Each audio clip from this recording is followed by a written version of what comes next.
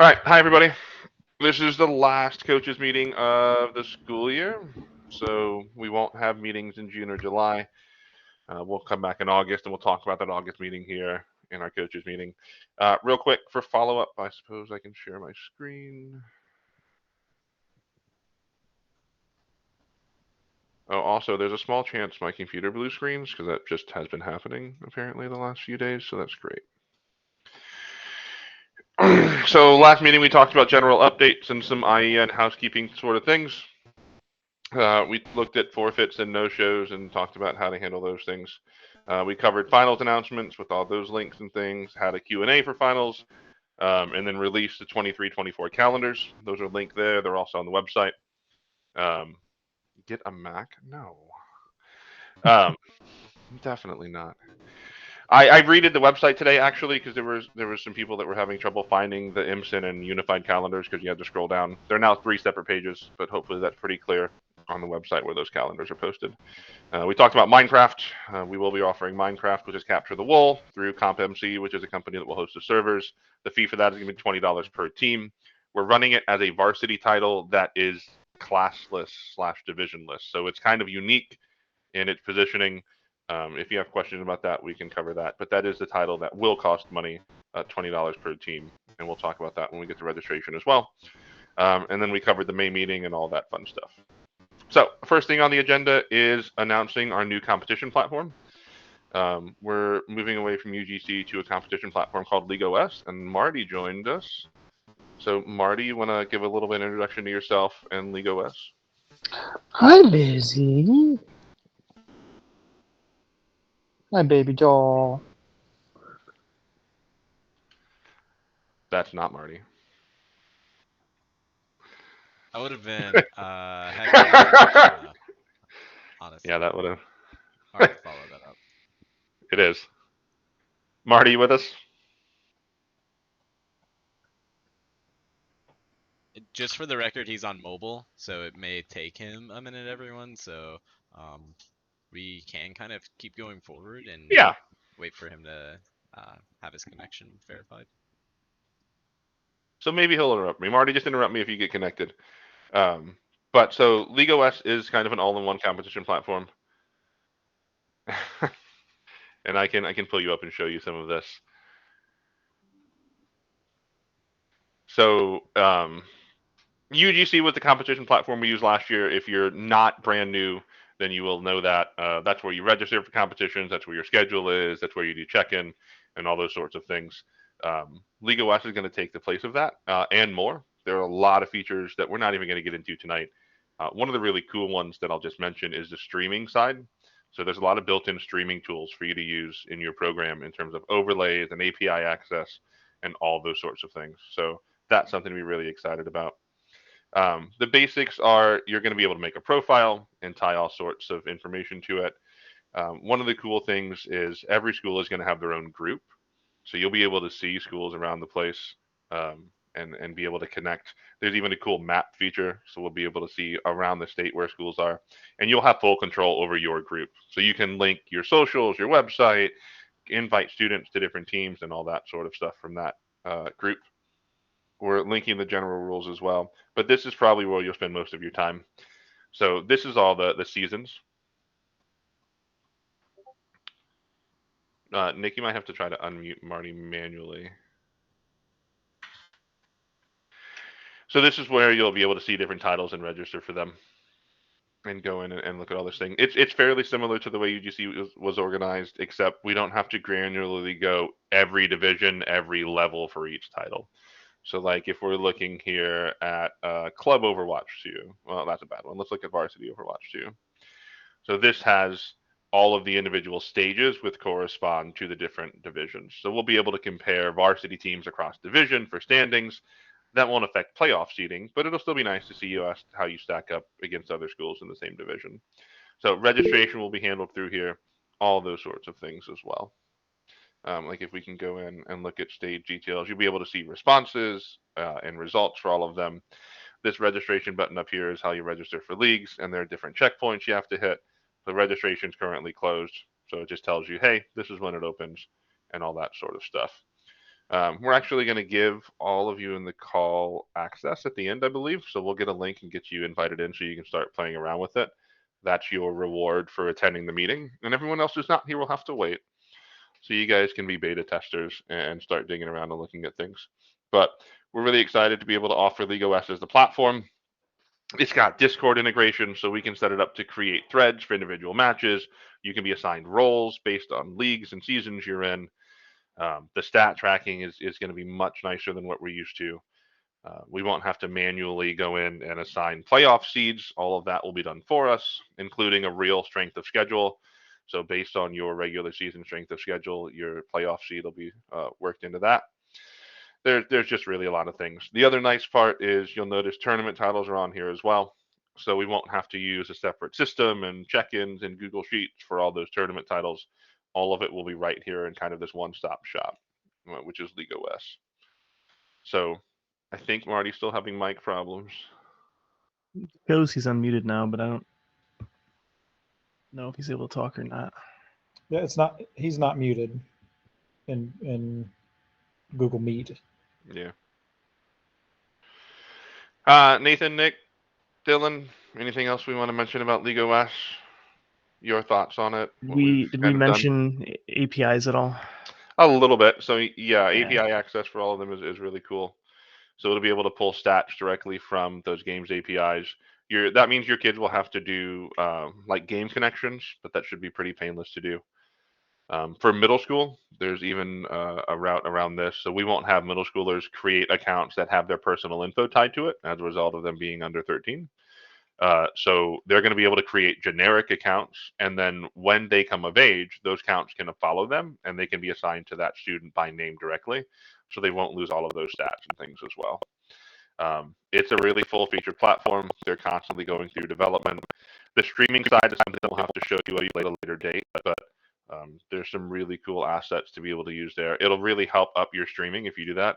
Basically, you can even invite a remote caster in via the LeagueOS system and have them watch gameplay footage and have a mic input directly through there, as opposed to you having to set it up in your streaming software. So there's a lot of really cool things it can do. I can say that I have worked with Marty and Joel from LeagueOS on using the platform sort of like in a test run. They are local to the Twin Cities, so around 35 minutes from me, and I hosted the Wisconsin Rocket League Finals in March. I had them over. They helped set it up on my end and assisted with day of operations. And I can send you all a VOD of what the integration looks like, but after seeing the platform, firsthand, and also, the rest of the board, we've been tinkering around in it, modifying our own site. We're really excited for the capabilities and what this can do for us, and in general, how attentive they've been at LeagueOS in helping us with trying out certain things, listening to our feedback, kind of accommodating the goals that we have for this. And we're looking forward to this. I know that we've had a lot of frustrations over the years. Some of you have been with us since the beginning in fall of 2019, and you know what it's been like through either Google Sheets or kind of like the jank website that Nate, not Nathan, but Nate put together back in the day, and then the move to UGC and kind of sticking with them for another year despite all the problems that we were seeing. We hope that this is going to be a good next step for us. But at the end of the day, it's always focused on giving you all the best experience we can without trying to break the bank, right? Without trying to charge an exorbitant amount to you all or put ourselves in a hole financially. Yep. Marty, I see you, but we still don't hear you.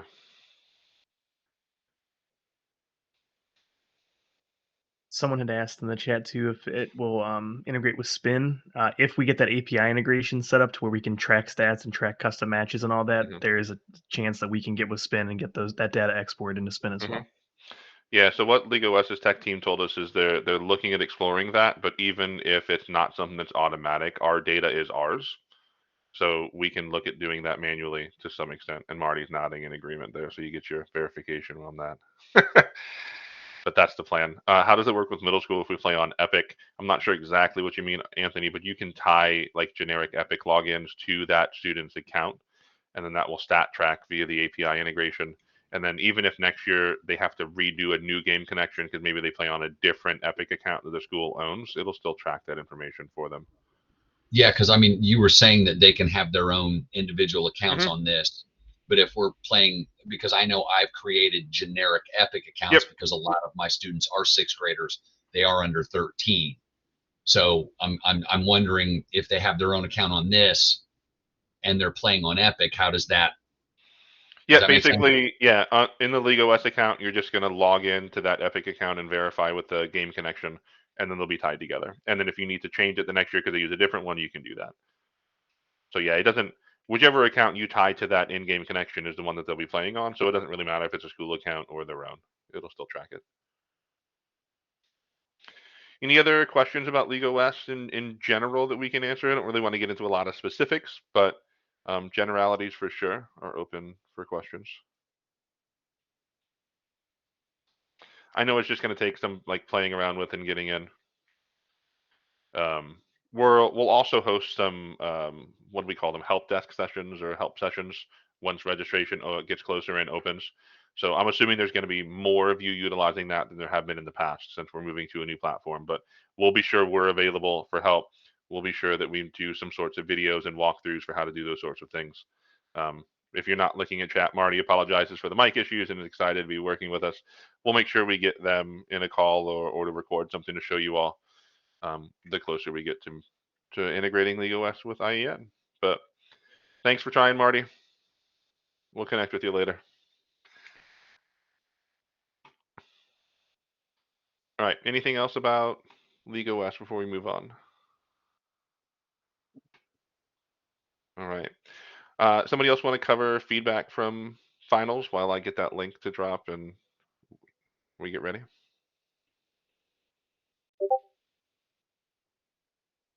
Or I can keep doing it. I can go over kind of some general stuff. Great.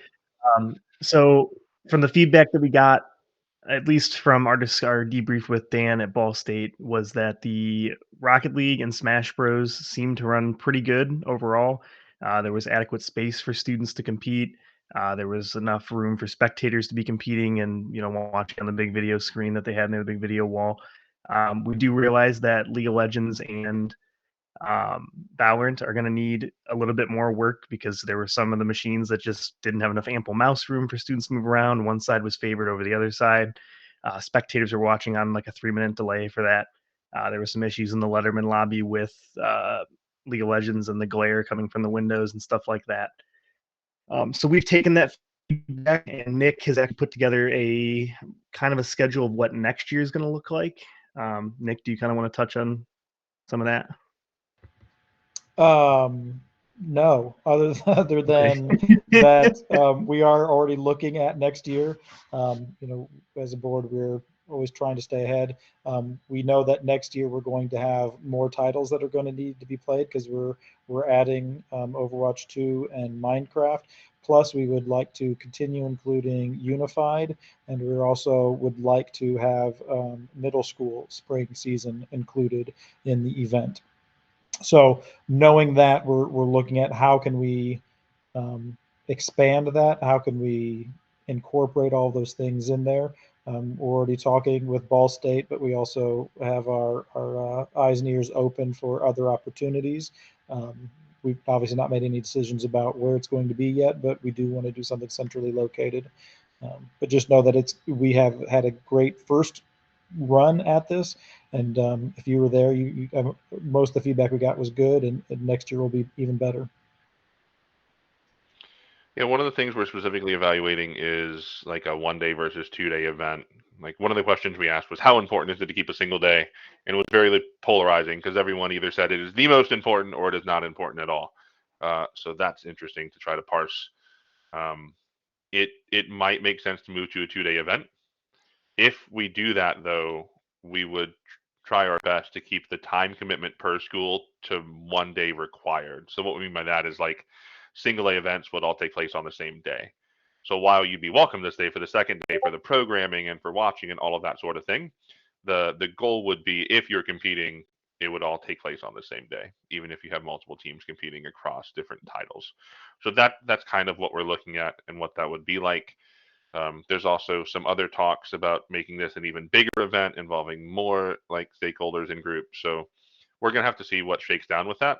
But regardless, it'll be that weekend that we scheduled, the last one in April, and your time commitment required quote if you make a competition will still be one day, even if the event spans multiple.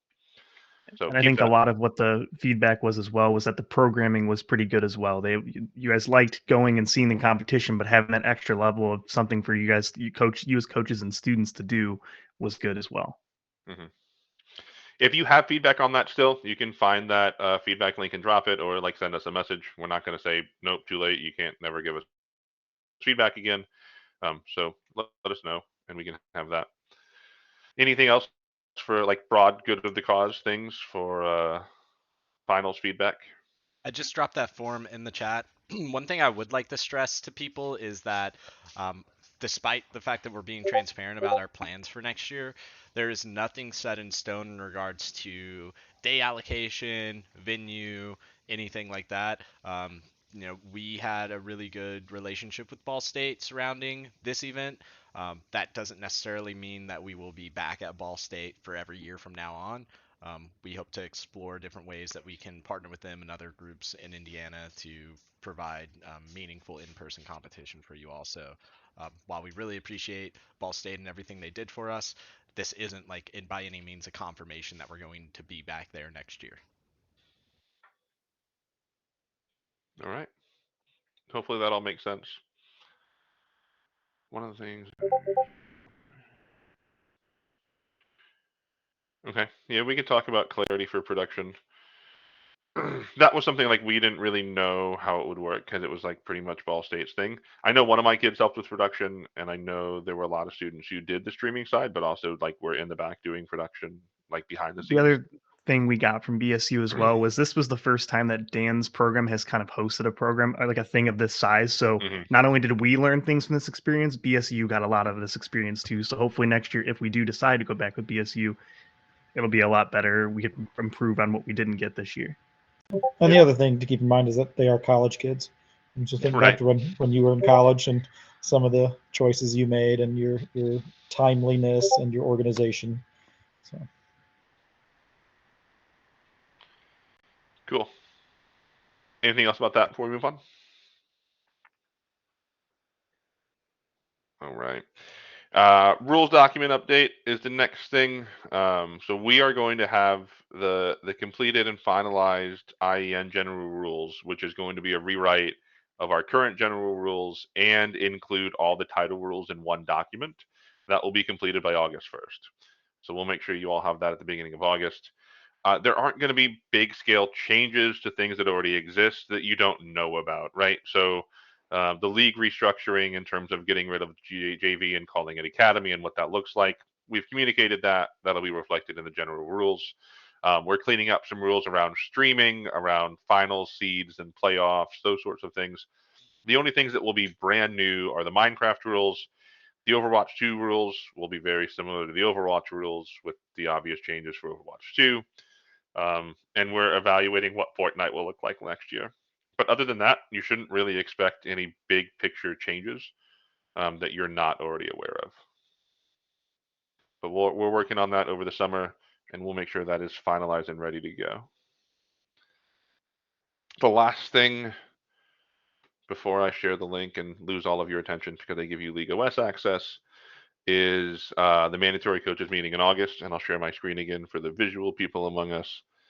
So we are having a mandatory meeting in August. Instead of our regular coaches meeting on the third week, it'll be August 30th at 8 p.m. Eastern. We expect it to take no longer than 75 minutes. We're hoping to keep it to an hour, but we want to give ourselves that extra 15 minutes if we need to. And what we mean by mandatory is if you can't join attend that meeting, then the expectation is that you'll watch a recorded session when we record it, and we'll post it. There'll probably be some like follow along, stay engaged aspects of that follow up to make sure that you watch it, and we'll like have some sort of tracking for that as well. this is going to be harsh, but here's the end point. If you don't attend the in-person or the on-time live meeting, or go back and watch the recorded session and complete those requirements, your school will be ineligible for academy or varsity competition.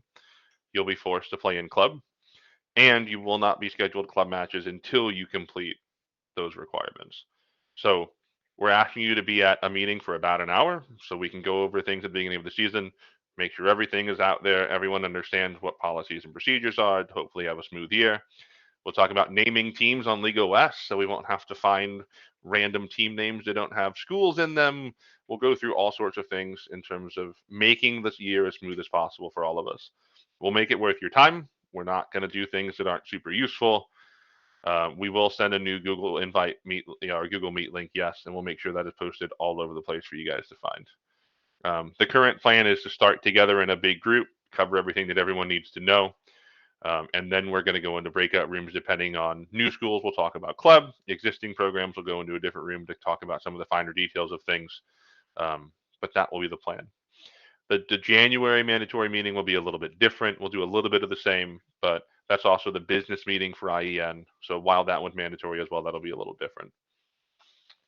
Yeah, we can make sure we have school logos and things. Also, those assets being in Stream or League OS will be good as well. Yeah.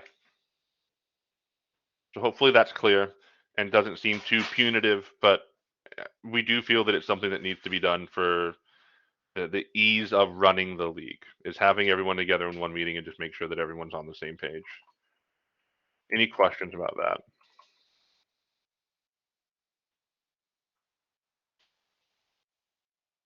Okay. Did I miss anything, board members? Nope, I think we covered everything. And with those mandatory meetings, I'm going to try and figure out how we can also offer like PGP points for those. So for those, every 5 years or whatever, 10 years that you're getting points in the state of Indiana for teaching, you should be able to get an hour point for that. I just need to figure out how I do that. Cool. All right. Anybody got any questions about anything we covered tonight?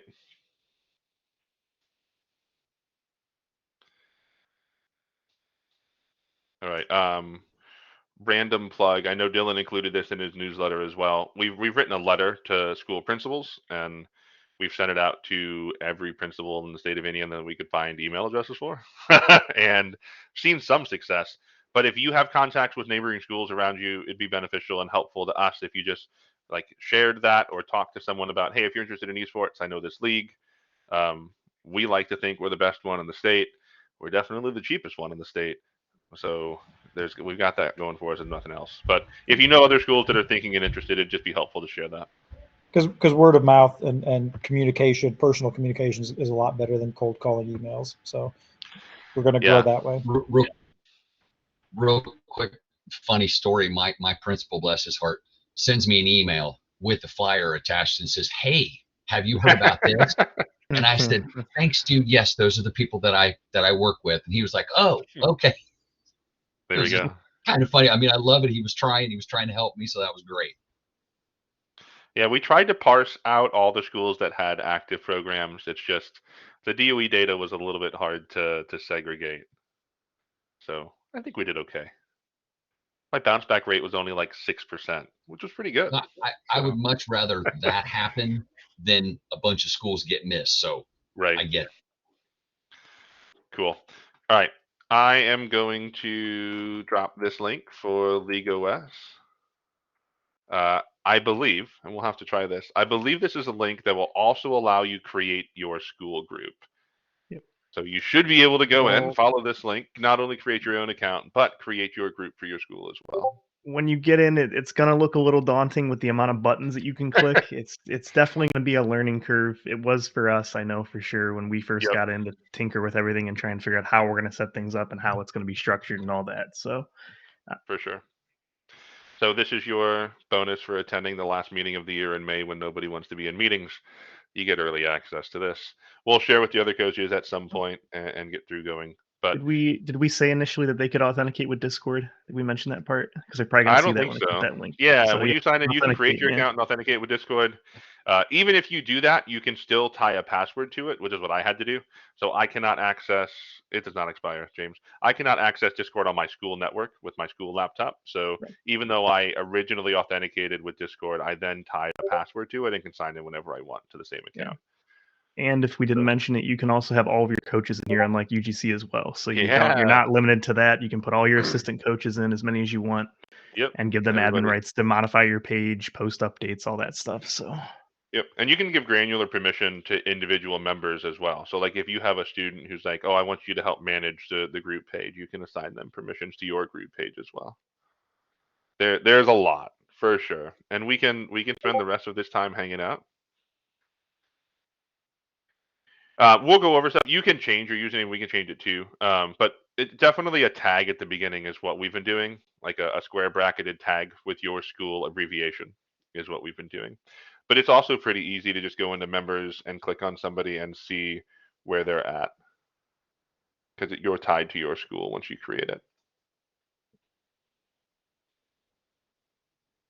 and these are types of things going forward too that we're possibly looking at putting together like professional development sessions on. Like if we need one for League OS, we'll do a session with League OS, beginner, intermediate, advanced.